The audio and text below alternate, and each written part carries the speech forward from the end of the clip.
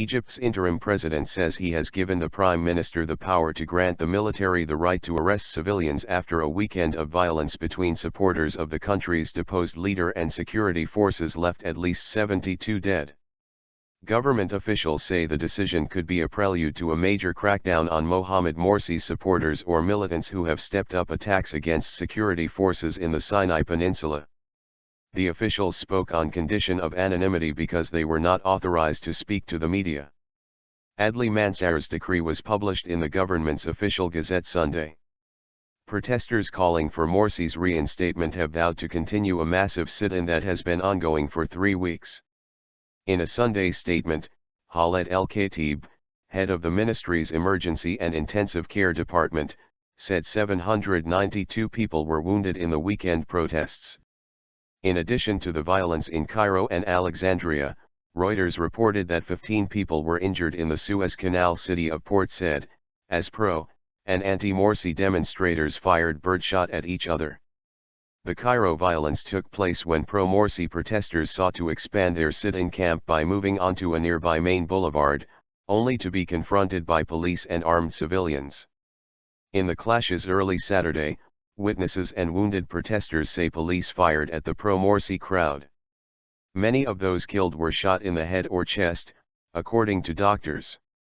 It is the highest death toll in a single incident since the military ousted Morsi on July 3 following days of mass protests against him. Yahya Mikia said early Saturday that the clashes have overwhelmed the field hospital operating from the sit-in where the protesters have been camped out. A Reuters reporter at the scene saw 20 bodies under white sheets laid out on the floor of the field hospital. Other bodies were taken to different hospitals and as many as 1,000 people had been injured, Muslim Brotherhood spokesman Gihad el-Haddad told Reuters. They are not shooting to wound, they are shooting to kill, Haddad said. The bullet wounds are in the head and chest. The clashes erupted following a day when millions took to the streets answering a call from the army chief, who said he wanted a mandate to stop potential terrorism by Morsi supporters. Called out by the army, the largest crowds in 2.5 years of upheaval filled Egypt's streets Friday, while Morsi was formally placed under investigation on a host of allegations including murder and conspiracy with the Palestinian militant group Hamas. Morsi's supporters also showed no signs of backing down, though they turned out in vastly smaller numbers. The demonstrations in Cairo were mostly peaceful into the evening. But by late Friday night in Cairo, a field hospital doctor said 7 protesters were killed and hundreds injured. Haddad told Reuters police started firing repeated rounds of tear gas after 3:00 a.m. Saturday. He said special police forces in black uniforms fired live rounds and snipers shot from the roofs of university buildings and a bridge in the area. State news agency MENA quoted an unnamed security source as saying that no firearms were used to disperse protesters, according to Reuters. He said only tear gas was used. In the city of Alexandria, 7 people were killed and over 100 were injured in clashes between supporters and opponents of Morsi, officials said. The announcement by prosecutors of the investigation against Morsi, which is likely to pave the way to a formal indictment and eventually a trial, was the first word on his legal status since he was deposed by the military July 3. Since then, the Islamist leader has been held incommunicado in a secret location. Egypt's MENA news agency said Morsi was being investigated over allegations of collaborating with Hamas to carry out anti-state acts, attacking police stations and army officers and storming prisons, setting fire to one prison and enabling inmates to flee, including himself, as well as premeditated killing of officers, soldiers and prisoners.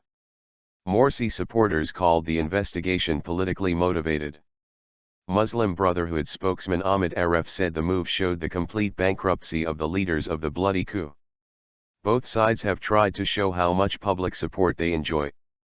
But the millions who turned out for the pro-army demonstrations Friday overwhelmed the streets in multiple cities in Egypt, including some that rarely seen any rallies since the 2011 uprising. Portraits of the smiling army chief general Abdel Fattah el-Sisi in sunglasses dominated the crowd in Tahrir and one near the presidential palace across town. Posters with his picture were emblazoned with the words "the love of the people," and demonstrators wore small photos of him around their necks or carried a picture of his face on an Egyptian £1 note. Security was heavy after el-Sisi vowed to protect the rallies from attacks by rivals. Tanks guarded one entrance to Tahrir and police were stationed at other parts. "The army is here to protect the people. They don't lie," said Izzat Fahmy, a 38-year-old in the crowd. He said el-Sisi called the rallies so the entire world can see that the Egyptian people don't want the brotherhood anymore. Neither side has shown much taste for reconciliation. Islamists staunchly reject the new leadership and insist the only possible solution to the crisis is to put Morsi back in office. Meanwhile, the interim leadership is pushing ahead with a fast-track transition plan to return to a democratically elected government by early next year. Rallies between both sides have often turned violent, with more than 180 people killed this month. The Morsi supporters and opponents blame each other for the bloodshed, and people in both camps have been seen carrying weapons.